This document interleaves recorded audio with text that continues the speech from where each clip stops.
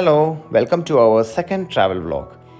നിങ്ങൾക്ക് ഇംഗ്ലണ്ടിൻ്റെ പ്രകൃതി രമണീയത ആസ്വദിക്കണമെന്ന് ആഗ്രഹമുള്ളവരാണെങ്കിൽ നിങ്ങൾ എന്തായാലും ഇവിടെ വരണം. ഇതാണ് കോട്സ്വോൾഡ്. ഇത് ലണ്ടനിൽ നിന്നൊരു 2 hour ഡ്രൈവാണുള്ളത്. ഇവിടെ കുറച്ച് ബ്യൂട്ടിഫുൾ ആയിട്ടുള്ള വില്ലേജസ് ഉണ്ട്. അപ്പോൾ അതിനെക്കുറിച്ചുള്ളൊരു വ്ളോഗാണ് നമ്മളിന്ന് ഇവിടെ ചെയ്യുന്നത്.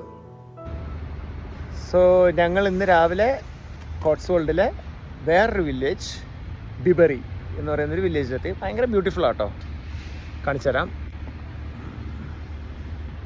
ബ്രിഡ്ജസ് ഉണ്ട്, ഒരു കനാല് പോലെ.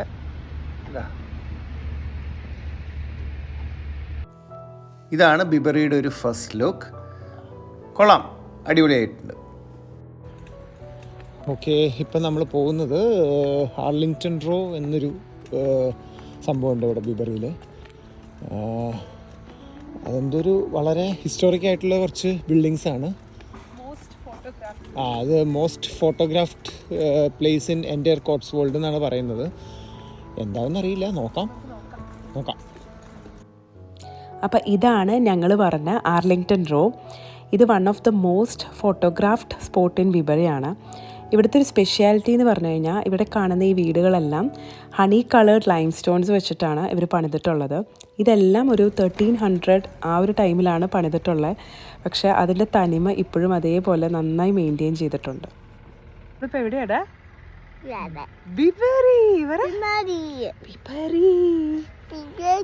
ബിബറിയിൽ എവിടെയാ നമ്മള് ഫോട്ടോ എടുക്കാൻ വന്നേക്കാണോ? ഫോട്ടോ എടുക്കാൻ വന്നേ. ഇഷ്ടപ്പെട്ടോ? ഇഷ്ടപ്പെട്ടോ എന്ന് പറ. ഗുഡ്. ഓക്കെ, അപ്പൊ നമുക്ക് ബിബറി കണ്ടിട്ട് പിന്നെ വരാന്ന് പറ.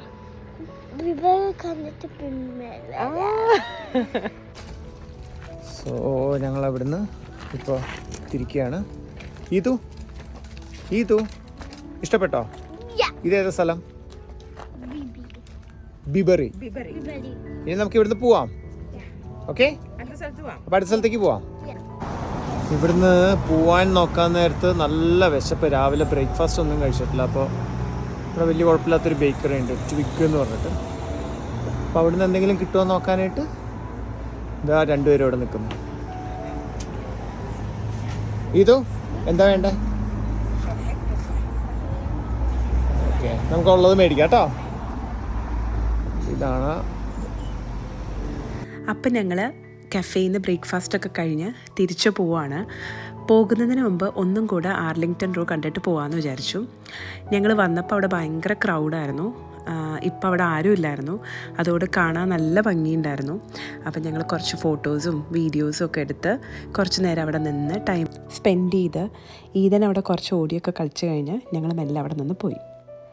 നെക്സ്റ്റ് ഡേ ഞങ്ങൾ കോട്സ്വോൾഡിലെ ബോർട്ടൺ ഓൺ ദ വാട്ടർ എന്ന് പറഞ്ഞ വില്ലേജാണ് കാണാൻ പോയത്. ഈ ഒരു സ്ഥലം little Venice of the Cotswold എന്നാണ് അറിയപ്പെടുന്നത്.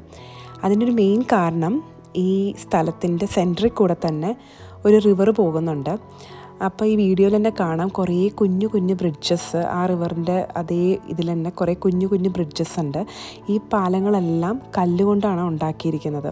അപ്പോൾ ഇതിൻ്റെ സൈഡിൽ കൂടെ നടക്കാനായാലും അവിടെ ഇങ്ങനെ ഇരുന്ന് സംസാരിക്കാനായാലും എല്ലാം ഭയങ്കര രസമായിരുന്നു. ഭയങ്കര പീസ്ഫുള്ളാണ് ഇവിടെ. ഇവിടെ ഈ വെള്ളത്തിലൂടെ കുറേ കുട്ടികളിങ്ങനെ ഇറങ്ങി നടക്കുന്നുണ്ടായിരുന്നു. അപ്പോൾ ഇതിനും ഭയങ്കര ആഗ്രഹമായിരുന്നു ഇറങ്ങണം എന്ന് പറഞ്ഞ്. അങ്ങനെ ഫൈനലി ഞങ്ങളും ഒന്ന് വെള്ളത്തിലിറങ്ങി. പക്ഷെ ഭയങ്കര തണുപ്പായിരുന്നു. തണുപ്പെന്നൊക്കെ പറഞ്ഞാൽ തണുത്തിട്ട് കാലുകൊണ്ട് നടക്കാൻ പറ്റാത്ത അവസ്ഥയിലായിരുന്നു. അപ്പോൾ പിന്നെ പെട്ടെന്ന് തന്നെ ഞങ്ങൾ തിരിച്ചു കയറുകയും ചെയ്തു. അപ്പം ഞങ്ങൾ ഈ റിവറിൻ്റെ സൈഡിൽ കൂടെ ഇങ്ങനെ നടക്കാൻ നേരത്ത് അവിടെ കുറേ താറാവ് ഇങ്ങനെ കളിക്കുന്നുണ്ടായിരുന്നു. കുറേ ആൾക്കാർ അവിടെ നോക്കി നിന്ന് അതിനെ ഫീഡ് ചെയ്യുന്നൊക്കെ ഉണ്ടായിരുന്നു. അപ്പം ഞങ്ങളുടെ കുഞ്ഞിനും ഈദനും അത് കണ്ട് ഭയങ്കര എക്സൈറ്റഡ് ആയി. അവനും അത് കുറേ നേരം അങ്ങനെ നോക്കി നിന്നു.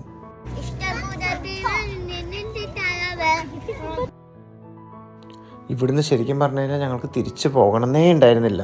കാരണം അത്രയ്ക്ക് ബ്യൂട്ടിഫുൾ ആയിരുന്നു. ഞങ്ങൾ ഒരുപാട് ടൈം അവിടെ സ്പെൻഡ് ചെയ്തു. ഞങ്ങളുടെ കുഞ്ഞ് ഈദക്കുട്ടനാണെങ്കിൽ ഒരുപാട് സ്ഥലമൊക്കെ ഉണ്ടായിരുന്ന കാരണം ഓടിക്കളിച്ച് അവനും ഒത്തിരി ഹാപ്പിയായി. അങ്ങനെ ഞങ്ങൾ ഒത്തിരി കഴിഞ്ഞിട്ട് ഈവനിങ് ആണ് ഞങ്ങളുടെ അക്കോമഡേഷനിലേക്ക് പോയത്. അങ്ങനെ നെക്സ്റ്റ് ഡേ ഞങ്ങൾ കോട്സ്വോൾഡിലെ വേറൊരു വില്ലേജ് കാണാനാണ് പോയത്. ചിപ്പിംഗ് ക്യാംഡൻ എന്നാണ് ആ വില്ലേജിൻ്റെ പേര്. ഇവിടെ അങ്ങനെ ഒരു ചെറിയ വില്ലേജായിരുന്നു ഇത്.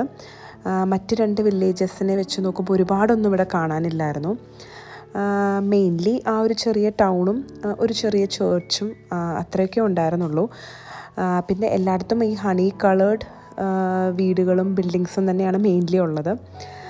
പിന്നെ നമ്മൾ ആ ചർച്ചിൽ പോയി അവിടെ കുറച്ച് നേരം ഞങ്ങളുടെ മോൻ ഓടിക്കളിച്ചു, കുറച്ച് ഫോട്ടോസൊക്കെ എടുത്തു, കുറച്ച് ആ ഒരു വഴികളിൽ കൂടെ കുറച്ച് നടന്നു.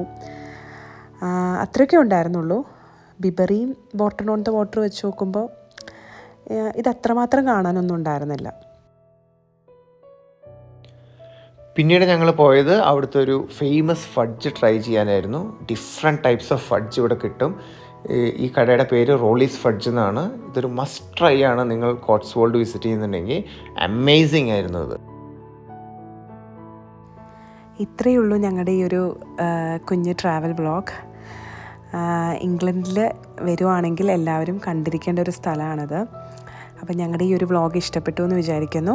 വീണ്ടും അടുത്ത വ്ളോഗിലൂടെ കാണാം.